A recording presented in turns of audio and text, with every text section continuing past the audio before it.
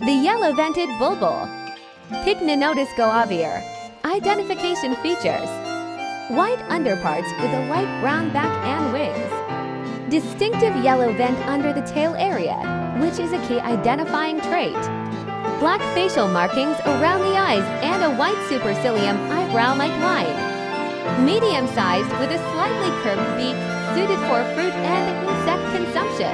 The yellow-vented bulbul is a common resident bird across Southeast Asia, thriving in a variety of habitats including gardens, parks, forests, and urban areas. Known for its loud and cheerful calls, it is often seen flitting between trees or perched opally like in this photo.